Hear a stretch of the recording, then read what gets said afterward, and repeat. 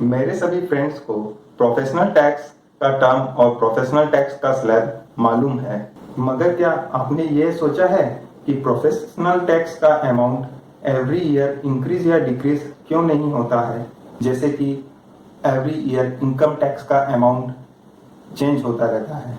तो आज का टॉपिक हम लोग का ये है कि प्रोफेशनल टैक्स का अमाउंट क्यों नहीं चेंज होता है और क्यों प्रोफेशनल टैक्स का amount fix 2500 per person per annum होता है, और प्रोफेशनल टैक्स का रियल मीनिंग क्या है, और why professional tax appearing in salaried employee pay slip and why business person need to pay professional tax on turnover.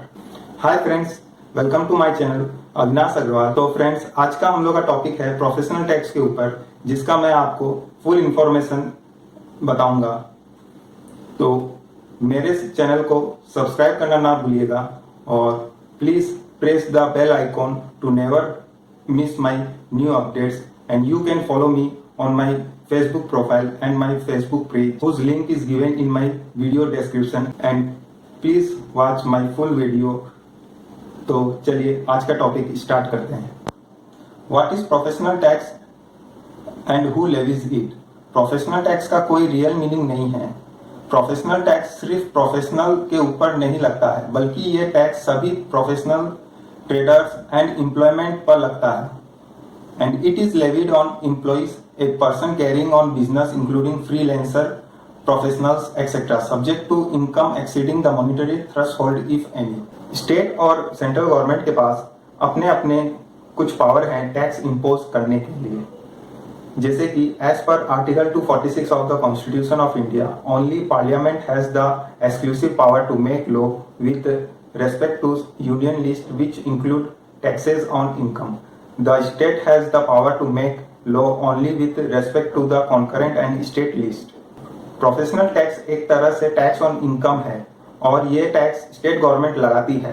Her state government ये professional tax नहीं लगाती है, क्योंकि स्टेट टू स्टेट ये डिपेंड करता है।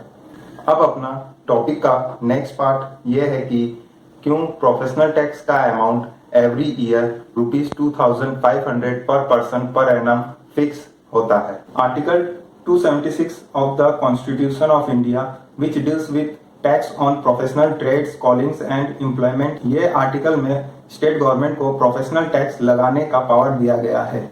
तो article 276 of the constitution of India में क्या लिखा हुआ है ये मैं आपको बता रहा हूँ।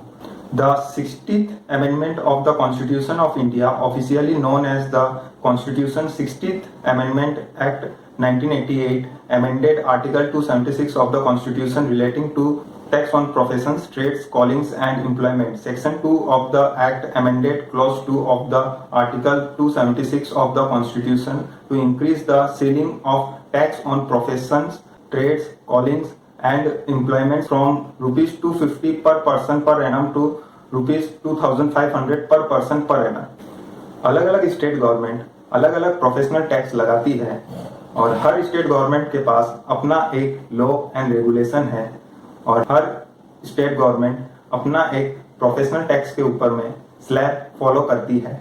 और जैसे कि मैंने आपको पहले बोला था आर्टिकल 276 में कि आर्टिकल 276 में स्टेट गवर्नमेंट को एम्पावर दिया गया है प्रोफेशनल टैक्स लगाने का, मगर उनको साथ ही साथ यह भी रेस्ट्रिक्शन किया गया है कि professional tax 2500 per person per annum से ज्यादा नहीं लग सकता है।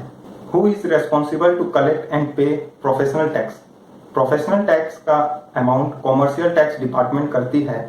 The commercial tax department of the respective state collect it, which ultimately reach the fund of municipality corporation. अब अपना नेक्स्ट पार्ट है person responsible to pay professional tax. In case of employ, employer responsible person है जो employ का salary से professional tax deduct करके state government के पास डिपॉजिट कर देगा। इन केस ऑफ एम्प्लॉयर या business person like corporate partnership firm, sole proprietorship firm. Employer या business person being a person carrying on trade or profession is also required to pay professional tax on this trade or profession subject to the monetary threshold provided by respective state legislation. Employer को दो certificate लेना होता है, पहला enrolment certificate और registration certificate. और business person को जिनका सोल प्रोप्राइटरशिप फर्म है, जिनके अंडर में कोई एम्प्लॉय नहीं है, सैलरीड एम्प्लॉय नहीं है, उनको खाली एनरोलमेंट सर्टिफिकेट लेना पड़ता है।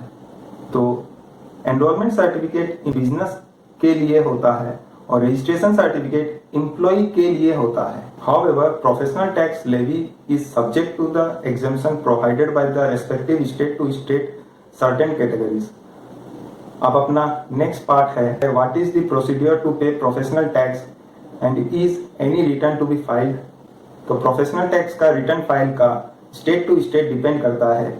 जैसे कि वेस्ट बंगाल में प्रोफेशनल टैक्स का रिटर्न सबमिट करना पड़ता है by both online and offline within a specified period, और कुछ पेनल्टी भी होते हैं अगर आप टाइमली रिटर्न या प्रोफेशनल टैक्स का अमाउंट जमा नहीं करते हैं, तो उसका भी स्टेट टू स्टेट डिपेंड करता है।